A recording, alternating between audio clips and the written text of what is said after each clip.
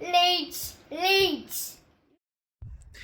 Hey everyone, hope everyone's doing well. I ain't gonna lie, it's proper ruined my weekend. I've really struggled.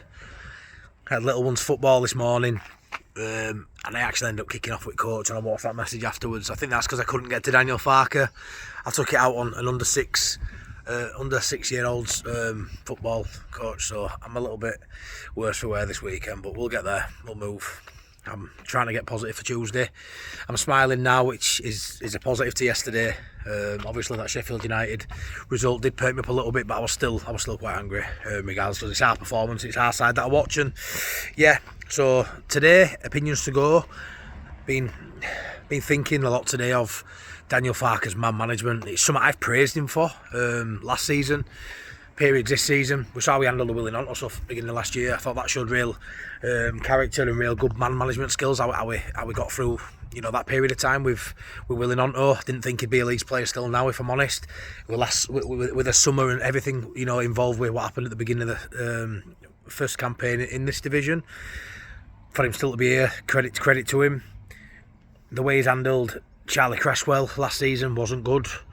The way he handled Jayden Anthony, really, but we didn't mind too much. You know, we had Somerville playing well throughout that season. It was Somerville's well. You know, you can't drop Somerville. He's in form. We saw it back in the last season. He should have rotated him with Anthony more. Anthony isn't a world beater, no, but he's not doing bad for Burnley, our promotion rivals. Maybe it's clouded my judgment that he got 2 goals yesterday, but still, he's arguably going to get promoted with Burnley this season, and we give him barely any minutes. We ran Somerville into ground, which I think's bad man management on Farke's part last season. The Charlie Cresswell debacle. Did Cresswell deserve minutes? I don't know. We all thought he was the second coming. Really good player. Played, you know, he's been playing for England throughout the levels. He's gone to France. He's doing really well again. Talking, big clubs talking about him now in Europe again, and maybe he moved back to England. Really good talent. It looks like he's picked up his form again somewhere else, not under Farke. Is that a problem with Farke? We didn't mind because we were doing well last season in points, and we thought we'd go up. You look at this season, the way he's handled the Schmidt situation. Maybe he's right to do that. We don't see what happens in training. Is he a player there? He obviously thinks he is. I mean, he come on yesterday. Are we now going to see more of Schmidt in these next, you know, in the run up to the end of the season? I think we are. If I'm honest, I think he is going to use him more now. Ramazani, what's going on with Ramazani? I've noticed in the last few games he started throwing players under the bus. We're seeing the Tanaka comment. You know, he gets questioned on Melier after Swansea, and one of the talking points he comes back with, instead of talking about the Melier incident, he talks about Tanaka and throws him under the bus for not doing enough. And I don't like that, if I'm honest. If you get questioned on a player, don't comment on it. Don't bring in another player. And I understand, I've heard people say certain players respond to different treatment. Maybe Tanaka needs to be publicly outed to get a reaction. I aren't too sure that's the case. I think that's just people just assuming good of Farke, when really I don't agree with that. I think if you get quizzed on Melier, answer the question on Melier. Don't then speak about Tanaka and his faults when that's not the question for me. Melier would have fought for that goal. Don't talk about Tanaka. And the whole Ramazani thing. You look at that now, and that's just building up into being another Charlie Cresswell, another. It's like he's been outed for publicly now for not giving enough in training, not being strong enough, not being mature enough in duels, whatever that means. I could argue that we've seen Brendan Aronson not be physical in duels or mature physically in duels all season. Yet he still get picked. I don't buy into the fact that because Farke's not picking him, Farke's right. I know Farke's Leeds United manager, but that doesn't mean he's right. He knows more than me. Fucking hell, who am I? I mean, come on. He's a fucking manager of one of the biggest sides in England, right? But just because he's making a call doesn't mean he's right. Doesn't mean it's gospel because Daniel Farke says it is. This is where I am with it. Ramazani has not been given enough minutes. Ramazani hasn't been great off at bench. No, he hasn't. But how's he going to build any form? With 10-minute stints, how's he going to build any form with 2 or 3 game exoduses where he don't even get a minute? Like, you're bringing Schmidt on now, who you've not managed well at all. You've flogged him in training. That's it. He's trained. Hopefully, he's trained his bloody arse off, like you'd imagine. He must have done to be given a chance. Being told all season that he's not really good enough. He's in plans for further down the line. He's a Swiss international. and now he gets given an opportunity when he's had no minutes in legs, and you're expecting him to come on and make a difference, playing on left wing, where we know Ramazani's got quality, but he's not playing. I just don't understand the rotation of his squad's been so poor. Only rotated at times when we've been 2 or 3 up. He don't trust his squad. We thought he did. For me, he don't trust his squad when it's tight. The rotation's been poor, and I do think certain points in his tenure as a Leeds United manager, Cresswell, Schmidt, now Ramazani, I feel like if you don't like you, there's not much you can do about it, and I don't know if I like that as a personality trait in a manager. And like I say, we don't know what goes on at training. A lot of people say, yeah, but you don't know.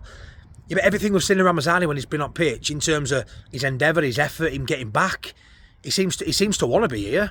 Yet in training he's not doing enough, or he's not mature enough in duels. Which there's a lot of players like that, especially at the minute.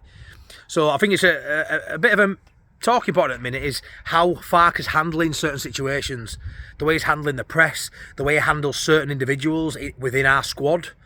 I think it's leaving me with a lot of questions, to be fair, of where his head's at, and is this a trait we're going to see going forward if he stays in the at Leeds United, which whether I want him to or not now, that's not really the question. If he's a Leeds United boss next season, it means we've got promoted, it means we're in Premier League, so I'll accept that. I'll be buzzing with that, because that's where ultimately we want to be. But yeah, it's raised a lot of questions. His man management skills. Let me know in the comment section what you think. But yeah, let's see what my friend Evie has to say on the opinion from Discourse of Peacocks. Is Farke's man management a problem? Last season, I would say no. There were some points where he was incredibly stubborn, and I think that's followed through to this season. Obviously, the way that he handled Willie Nonto last year, I thought was superb. But you then throw in Charlie Cresswell, you throw in potentially Jed Spence, because more things have come out that weren't originally talked about or understood when it comes to Jed Spence's tardiness, and when it comes to, he has said since then, it didn't matter if you were late as long as you were one of the people that Farke liked. And I don't know, we haven't heard anything like that come out this season, but we do see different players criticised and other players not criticised. For instance, we have never really seen Meslier outwardly criticised. We've seen him be less protected this week, obviously, with Farke dropping him for Darlow, but we've never seen him openly criticised, whereas obviously after the game on Saturday, we have seen Ramazani and his work ethic and attitude questioned. And it does make you think he wasn't questioning it earlier on in the season, obviously before the Watford injury. Now, I'm not sticking up for Ramazani, because I equally think that he's been quite poor whenever he's had the chance to show himself. And in all honesty, I think Schmidt was one of the silver linings to an otherwise poor game on Saturday, along with Patrick Bamford. I know, don't shoot me. But he's another one who I think has been kind of downtrodden, and obviously it comes the question of, was Schmidt a Farke signing? Was Ramazani a Farke signing? All of these things, and we can create our own conspiracy theories, because we don't get told anything from the club and really from the manager in terms of the players that he does and doesn't like, because one of the things I think we're all getting frustrated with Farke is the fact that he seems to change his kind of stance on certain things throughout the season. He started off the season saying, I'd rather play our players, as in not loan players. and then Solomon recently has deserved to be dropped obviously I can't speak for everybody else, but in my opinion, Solomon has been one of the poorest, and I don't even think that's necessarily because he is poor.